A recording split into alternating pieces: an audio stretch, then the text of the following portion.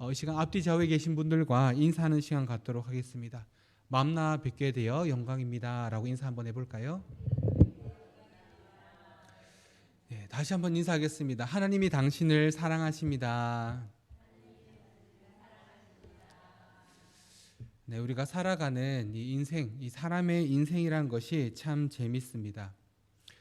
처음 이 세상에 태어났을 때는 아무것도 할 수 없는 무능한 존재로 우리는 이 땅 가운데 태어나게 됩니다. 만일 누군가가 우리가 태어났을 때 젖을 주지 않고 보호를 해주지 않고 돌봐주지 않는다면 우리는 곧 그 생명을 잃게 될 만큼 우리는 참 약한 존재로 태어나 살아가게 됩니다. 그러다가 서서히 이 세상을 살아갈 힘과 능력을 얻기 시작합니다. 자신에게 손과 발이 있다라는 것을 인지하게 되고 또한 그 손과 발을 이용해서 몸을 뒤집기에 성공합니다. 또한 땅바닥을 기어서 움직일 수 있게 되고 그러다가 일어서기 시작하면 걷기 시작하고 또한 뛰기 시작하며 여기저기로 뛰어다니게 됩니다. 처음에는 아무것도 하지 못하고 그저 누군가가 주는 음식만 받아 먹다가 이제 자신의 손을 이용해서 음식을 집어 먹기 시작하고요. 더 성장하면 도구를 사용하며 살아가는 법을 터득하게 됩니다. 그렇게 성장을 하다가 사춘기에 접어들면 어떻습니까? 몸도 어른이 될 준비를 하게 되지만 마음과 생각 역시도 급속도로 깊어지고 또한 넓어지지 않습니까? 그동안은 당연하게 느껴졌던 주변의 일들을 왜? 라는 질문과 함께 깊이 있는 고민들로 바뀌게 되고 더 나아가서는 자기 자신의 존재에 대한 고민을 하기 시작합니다. 나는 누구인가? 나는 왜 존재하는가? 라는 질문에서 시작된 이 고민은 그럼 인간이란 무엇인가? 그렇다면 사람이 살아가는 인생이란 또한 무엇인가? 라는 질문으로 확장되게 됩니다. 여러분의 사춘기는 어떠셨습니까? 혹시 사춘기가 되면서 괜히 이렇게 감성적으로 변해서 분위기를 잡고 인생에 관한 책을 한 권씩 들고 다닌다든지 아니면 비가 오는 날 괜히 우산도 쓰지 않고 비를 맞고 돌아다닌다든지 아니면 인생에 대한 고민을 하느라 이런저런 생각들을 하느라 머리가 복잡해져서 밤을 샌 경험들 혹시 해보지 않으셨습니까? 그런데 그렇게나 심각하게 고민하고 또 고민했던 문제임에도 불구하고 이미 어른이 된 성인이 된 우리는 여전히 그 질문에 대한 명확한 답을 알지 못한 채 살아가고 있습니다. 프랑스 출신의 장폴 사르트르라는 작가가 있습니다. 이 작가는 특이하게도 노벨 문학상 수상 대상자였는데요. 얼마나 좀 특이한 사람인지 노벨 문학상이라는 참 큰 상 아닙니까? 그런데 스스로 그 상을 그 노벨 문학상 수상을 거부한 사람입니다. 이 특이한 이 장폴 사르트르라는 이 작가가 1946년 실존주의는 휴머니즘이다라는 책을 한 권 발표하는데요. 그가 쓴 이 책의 내용 가운데는 이러한 내용이 있습니다. 사람이 살아가는 인생은 B와 D 사이에 있는 C이다. 아마 한 번쯤 이런 이야기를 들어보셨을 것 같은데요. 그는 인생을 B, 즉 출생을 의미하는 birth와 D, 즉 죽음을 의미하는 death 사이에 있는 C, 즉 초이스다, 선택이다 라고 이야기를 합니다. 우리는 태어나는 것에 대한 선택권을 가지지 못했습니다. 우리 중 그 어느 누구도 태어나고 싶어서 태어난 사람이 없습니다. 혹시 여러분 가운데 태어나고 싶어서 태어나신 분 계십니까? 우리 중 그 어느 누구도 태어나고 싶다고 선택을 해서 태어난 사람이 없습니다. 태어나고 싶다고 태어나고 태어나기 싫다고 태어나지 않는 것이 아니라라는 것이죠. 또한 우리는 죽음에 있어서도 우리의 선택권을 행사하지 못합니다. 물론 스스로 자기의 목숨을 포기하는 경우들도 있긴 하지만 결코 그것은 올바른 행동이 아닙니다. 우리는 언제 이 땅에서의 삶을 마무리하게 될지 알지 못한 채 이 땅 가운데 살아가고 있습니다. 그렇게 우리는 이 장폴 사르트르라는 이 작가가 이야기한 대로 태어남과 죽음 사이에서 날마다 많은 선택들을 하며 살아가는 인생임에 틀림이 없을 것 같습니다. 우리의 인생은 누가 더 오래 사느냐가 중요한 것이 아닙니다. 누가 얼마나 자신의 인생을 더 가치 있게 살아내느냐가 더 중요합니다. 그렇게 우리는 매 순간 우리가 해야 할 선택들을 잘 판단해 내야 합니다. 우리가 어떤 선택들을 하느냐에 따라서 우리의 인생은 극과 극으로 달라지기도 합니다. 인생의 중요한 결정을 해야 할 순간에 잘못된 결정 한 번으로 우리의 인생이 아주 힘든 상황 가운데 처하게 될 수도 있고, 정말 힘들고 어려운 상황 가운데 결정한 어떤 중요한 한 결정으로 말미암아 우리는 어려움들을 극복할 힘을 얻게 되기도 합니다. 우리는 자주 선택의 갈림길에 섭니다. 학교나 직업이나 연애나 결혼이나 건강이나 또한 집이나 자녀와 관련된 문제와 같이 큰 선택의 기로에 놓일 때도 있지만, 오늘 점심을 뭘 먹을 것인지, 어떤 옷을 입을 것인지와 같은 아주 작은 사소한 선택의 기로에 놓이기도 합니다. 우리의 인생이, 또한 앞으로 우리의 삶이 더 가치 있게, 또한 더 의미 있게 만들기 위해서는 우리는 올바른 선택들을 해야 하는데, 그러기 위해서 우리에게는 명확한 인생의 선택의 기준이 있어야 합니다. 오늘 본문은 우리와 같이 인생의 깊은 고민 가운데 있었던 이 바울이라는 사람의 선택의 기준에 대해서 우리에게 설명을 해주고 있습니다. 오늘 본문의 주인공인 바울은 원래 이 예수님과 또한 그 예수님을 믿는 사람들을 싫어하고 그들이 사람들에게 부정적인 영향을 미친다라고 생각했던 사람입니다. 그래서 이 바울이라는 사람은 예수 믿는 사람들을 찾아다니며 그들을 잡아 감옥에 가두기도 하고, 심지어 예수를 믿는다라는 이유만으로 누군가의 생명을 빼앗기도 하고 죽이기까지 했던 사람입니다. 이랬던 바울이 어느 날 예수 믿는 사람들이 있다는 곳으로 이동하던 중에 큰 빛 가운데, 밝은 빛 가운데서 예수님의 음성을 듣게 됩니다. 그리고 자신이 그동안 예수님과 예수님을 믿는 사람들을 괴롭히고 그들을 감옥에 가두고 심지어 목숨을 빼앗았던 그 모든 행동들이 잘못된 행동이었음을 깨닫게 됩니다. 그리고 이 바울은 이제 자신의 남은 인생을 예수님을 위해서, 또한 그 예수님의 말씀을 전하기 위해 살아갈 것을 다짐합니다. 바울이 얼마나 열심히 예수님을 전하고 예수님을 소개했는지, 바울은 예수님을 전하고 예수님의 말씀을 전함에 있어서 자신의 생명을 조금도 소중한 것으로 생각하지 않는다라고 고백할 만큼 그는 예수님을 전하기 위해 자신의 모든 인생을 걸었던 사람이다라고 말해도 크게 모자람이 없을 것 같습니다.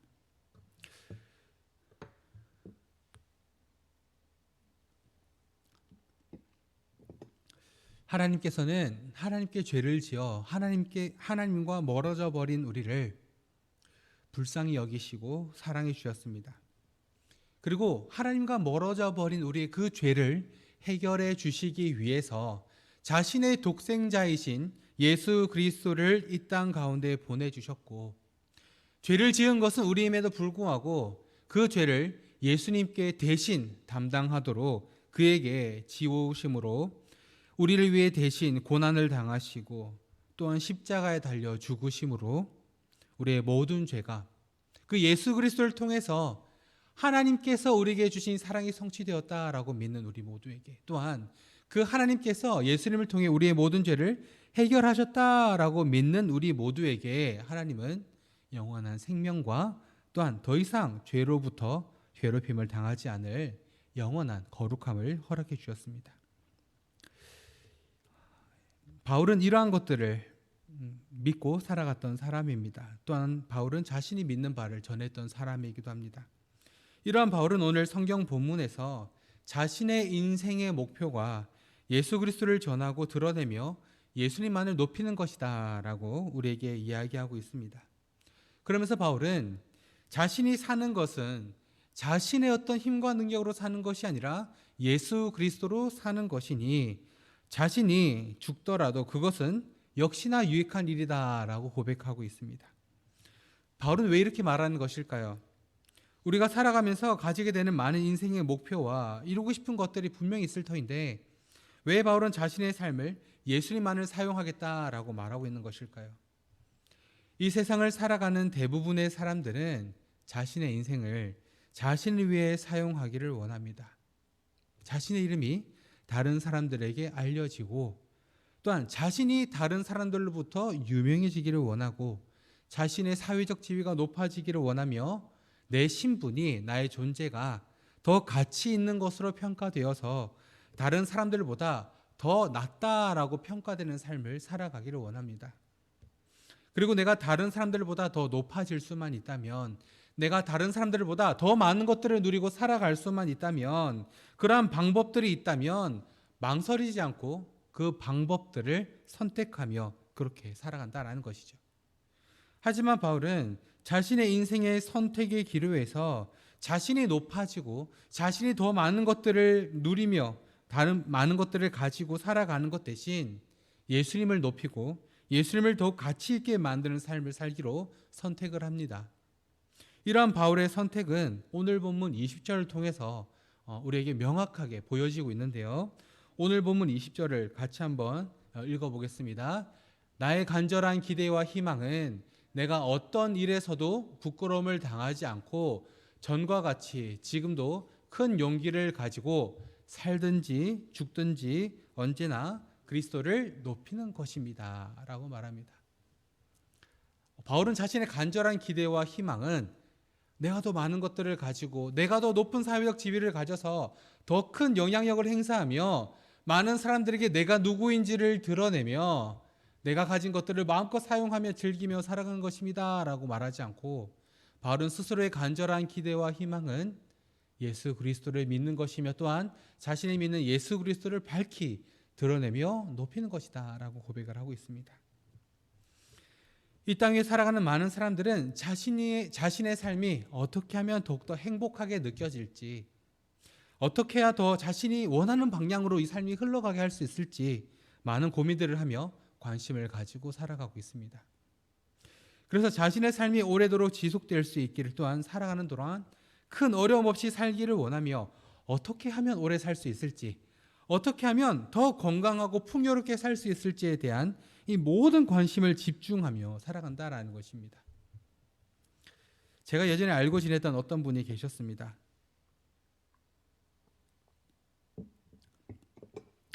나이가 지긋하게 드신 어르신이었는데요.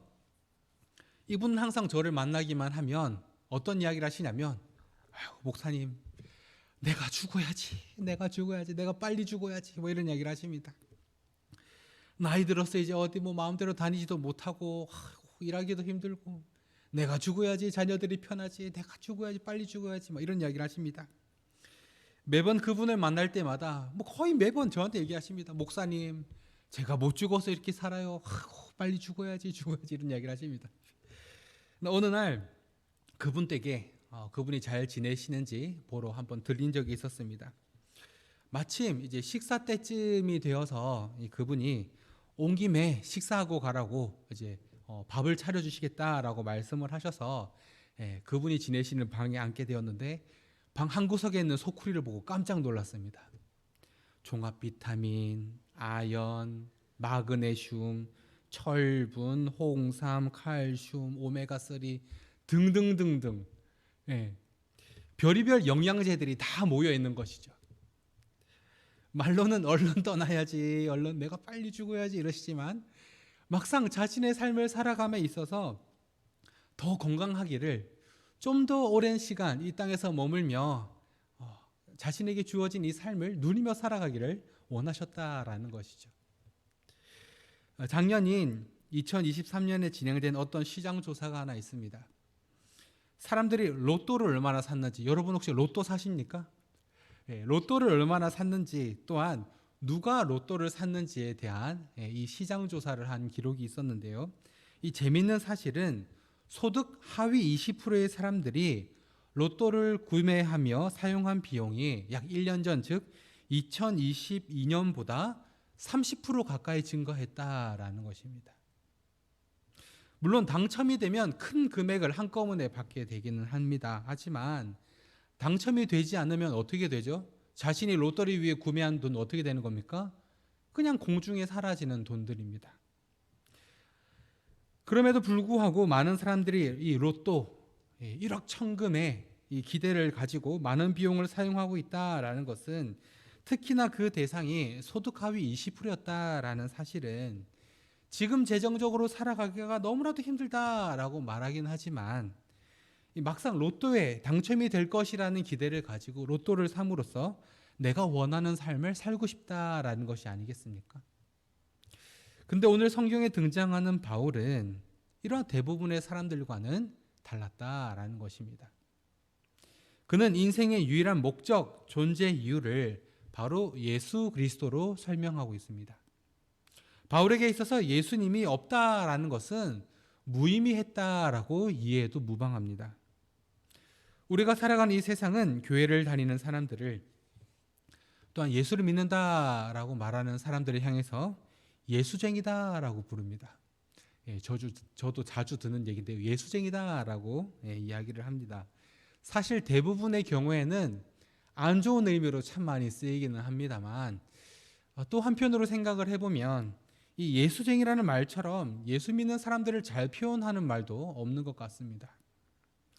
예수님을 믿는다는 것, 이 신앙생활, 이 믿음 생활을 하며 하나님의 말씀인 이 성경이 우리에게 알려주는 대로 이 말씀을 통해 하나님께서 우리에게 보게 하시는 그 하나님의 뜻과 계획을 따라서 살아간다라는 것은 이 땅을 살아가는 대부분의 사람들과는 다른 선택을 하며 살아간다라는 의미가 아닐까 생각합니다.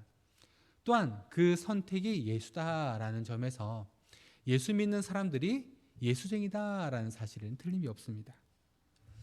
우리가 이 땅 위에 살아가며 갖고 싶어하고 누리고 싶어하는 대부분의 것들이 더 이상 우리의 목적과 목표가 되지 않고 예수가 우리의 목적과 목표가 된다라는 의미가 되는 것이죠. 예수님을 믿는 순간 갑자기 험악했던 인상이 밝게 변한다든지, 삶의 어려웠던 형편이 갑자기 나아진다든지, 참 재정적으로 힘들었는데 떼돈을 벌게 된다든지, 아니면 하는 일이 뭐 다 잘 풀리고 많은 사람들이 부러워할 만한 인생이 된다든지라는 이 급격한 변화는 대부분 일어나지 않지만, 적어도 확실하게 변하는 한 가지가 있다면 우리의 인생의 중심, 또한 살아가는 목적이 바뀐다라는 것입니다. 예전에 제가 만난 어떤 여자분이 한 분 계셨습니다. 결혼한 지 거의 한 20년 가까이 됐다라고 당시 이야기를 하셨는데요. 아무에게도 얘기를 하지 못했던 어떤 한 고민이 있었습니다. 제가 목사이기 때문에 저에게 조심스럽게 이야기를 하셨던 것 같은데요. 이 남편이 참 좋은 사람입니다. 누가 봐도 참 자상하고요. 참 가정적이고 돈도 참 잘 벌어다 주는, 누가 봐도 참 멋있는 남편인데 술만 먹으면, 그놈의 술이 뭔지 술만 먹으면 사람이 난폭하게 변하는 것이죠. 밖에서는 그렇게 자상하고 따뜻했던 사람이 집에 돌아와서 술만 먹으면 막 행패를 피우고 막 협박을 하고 막 위협을 하기까지 했다라는 것이죠. 그래서 이 남편과 같이 술을 끊기 위해 많은 방법들을 사용해봤지만 소용이 없었다라는 것입니다. 아이들도 있고 술만 마시지 않으면 참 괜찮은 사람이라 꾸역꾸역 그냥 그렇게 살아가고 있었던 것이죠. 어느 날 이분에게 친하게 지내던 이웃이 교회 같이 가자라고 이야기를 했습니다. 평소 같았으면 아유 내가 무슨 교회를 갑니까? 라고 이야기했을 텐데, 그날따라 계속 남편 생각이 나서 아유 그래도 교회라도 가서 기도를 하면 남편이 좀 바뀔까 싶어서 그날부터 이 분을 따라서, 이웃을 따라서 교회를 나가기 시작합니다. 예배도 열심히 드립니다. 이해되지 않는 설교 말씀이지만 막 열심히 듣기 시작했습니다. 기도도 막 열심히 했습니다. 남편은 여전히 기분 나쁜 일이 있거나 속이 답답하다라고 하면 술을 마시고 여전히 자신을 향해 난폭하게 행동을 하고 여전히 자신을 실망시켰지만, 그래도 계속 교회 나가면서 계속 기도하면서 그래도 언젠간 나아지겠지, 조금씩 나아지겠지 하는 마음으로 교회도 나가고 예배도 잘 드리고 기도도 열심히 했습니다. 그러다 어느 날 이제 일요일에 주일에 교회 나가서 이 목사님의 설교를 듣는데 갑자기 마음에 가책이 생기더라라는 것이죠. 그동안은 그냥 어려운 말씀으로 들었는데 목사님의 이 설교를 듣다 보니 내가 하나님 앞에 죄인이었구나라는 사실을 깨닫게 되었습니다. 자신이 하나님께 얼마나 큰 죄를 지은 죄인인지를 깨닫게 되었고, 또한 이러한 죄인인 자신을 하나님이 사랑하셔서 예수님을 이 땅 가운데 보내주시고 그 예수님을 통해 자신의 모든 죄를 대신 담당하게 하셨다라는 사실이 믿어지기 시작했습니다. 자신에게 이런 신기한 변화가 일어나자 이분이 제일 먼저 누구를 생각했을까요? 남편을 생각했다라고 합니다. 교회에 올 생각도 없던 자신이 교회에 오게 되어서 결국 예수님이 믿어지게 된 것이 신기했던 이분은 남편에게도 뭔가 변화가 생기지 않을까 기대를 하기 시작합니다. 하나님께서 자신도 변화시켜 주셨으니 남편도 변화시켜 주실 것이다 라고 생각했던 것이죠. 그렇게 또 시간이 지났습니다. 일주일이 지나고 2주일이 지나고 몇 달이 지났습니다. 그런데 여전히 남편이 변하지 않았다라는 것입니다. 여전히 술을 먹고 난폭하게 행동을 하고 막 욕을 하고 남편에게 뭔가 변화가 생길 것이다 라고 기대했던 이 아내가 참 부끄러워질 만큼 남편은 변한 것이 하나도 없었습니다. 그렇게 몇 달이 지났습니다. 여전히 열심히 예배를 잘 드리고 열심히 기도를 하는데도 남편이 변하지 않아서 서서히 그 마음이 실망으로 채워져 가고 있는데 어느 날 기도하던 중에 갑자기 이분의 마음 가운데 어떤 마음이 들었냐면 남편이 불쌍하게 느껴지더라라는 것이죠. 왜 그딴 식으로 삶을 살아갈까라고 원망하며 살아가던 마음이 참 불쌍하다. 참 인생이 가엾다라고 느껴지기 시작했다라는 것입니다.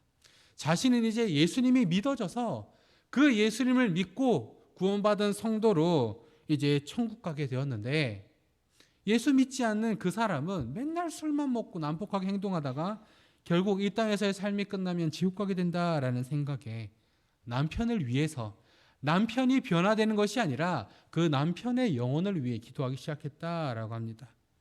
그러니 이분의 태도가 바뀌기 시작했다라는 것이죠. 집에 가서 막 술 먹으면 같이 막 화내고 이랬던 자신의 어떤 행동들이 변하기 시작했습니다. 남편이 술을 먹고 행패를 피우고 욕을 해도 받아주기 시작합니다. 자신을 향해서 험한 말을 내뱉고 여전히 술을 자주 마셨지만 그래도 여전히 그를 불쌍하게 생각하며 그 남편이 예수를 믿을 수 있게 되기를 계속해서 위해서 기도했다라는 것입니다. 결국 어떻게 됐을까요? 네, 모두가 예상하셨듯이 이 남편이 결국 교회에 나가게 되어서 시간이 걸리기는 했지만 그 왼수 같은 술도 결국 끊게 되었다라고 합니다. 처음 이 여자분이 원했던 것은 무엇입니까? 남편이 술을 먹지 않거나 술을 먹어도 술 주정을 하지 않는 행패를 부리지 않는 것이었습니다. 그런데 예수를 믿고 난 이후에 마음에 어떤 변화가 생겼습니까? 남편이 술을 먹거나 먹지 않거나가 중요한 문제가 아니라 그 영혼이 불쌍하게 여겨지더라라는 것이죠. 그 남편도 예수 믿고 구원받았으면 좋겠다라는 것이 마음 가운데 기도 제목으로 생겼다라는 것입니다. 설교를 시작하며 말씀드렸다시피 우리는 출생과 죽음 사이에서 많은 선택들을 하며 살아갑니다. 어떤 선택들은 우리를 힘든 상황으로 몰아갑니다. 잘못된 선택 한 번으로 우리는 남은 인생을 힘들게 살아가게 되는 경우도 더러 존재합니다. 또한 어떤 선택들은 우리에게 희망을 주고 우리의 삶을 더 나은 방향으로, 더 나은 삶으로 인도해 주기도 합니다. 저는 우리의 매일의 삶 속에서 우리가 하는 이 선택들이 이 땅에서의 삶을 위한 아등바등 살아가기 위한 우리 자신만을 위한 선택들이 아니라 영원한 생명을 바라보며 하나님의 뜻을 위한 선택들, 유한한 이 땅에서의 편안함을 위한 선택이 아니라 영원한 생명을 위한, 또한 우리를 위해 이 땅 가운데 오시고 우리를 위해 죽으신 그 예수 그리스도를 위한 삶을 살아가기 위한 선택들이 되었으면 좋겠습니다. 또한 혹시 오늘 처음 교회에 나오신 분들이 계시다면 저는 여러분이 이 세상보다 예수님을 선택함으로 이 세상이 주지 못하는 기쁨과 감격을 누리게 되시기를 간절히 소망합니다. 예수님을 선택한다라는 것은 뜬구름 잡듯이 뭔가 허무맹랑하고 실제가 없는 허망한 것을 선택하며 막연한 것을 선택하는 것이 아닙니다. 예수님을 선택한다라는 것은 우리를 창조하시고 우리를 사랑하셔서 우리를 불쌍히 여기셔서 죄를 지은 우리를 위해 자신의 독생자 예수 그리스도를 이 땅 가운데 보내신 그 하나님의 뜻을 의지하여 살아간다라는 것이며 이 땅에 매여 살아가며 아등바등 길면 수십 년, 길면 100여 년에 이르는 한정적인 그 삶을 위해 살아가는 것이 아니라 이 땅에서의 삶이 끝난 이후에 우리가 누리게 될 영원한 하나님 나라에서의 기쁨과 감격을 소망하며 살아가게 됨을 의미합니다. 우리의 인생은 어디를 향해 달려가고 있습니까? 우리는 무엇을 위해 아등바등 노력하며 살아가고 있습니까? 오늘 성경에서 이 바울이라는 사람이 고백을 하듯이 우리의 삶이 살아도 죽어도 예수를 위한 의미 있는 인생이 될 수 있기를 소망합니다. 비록 우리의 두 발은 여전히 이 땅을 디디며 살아가지만 예수님으로 인해 더 이상 이 땅에 속한 사람들이 아닌 하나님께 속한 사람들로서 날마다 기쁨과 감격 가운데 살아가는 우리 모두의 삶이 될 수 있기를 주님의 이름으로 간절히 축원합니다.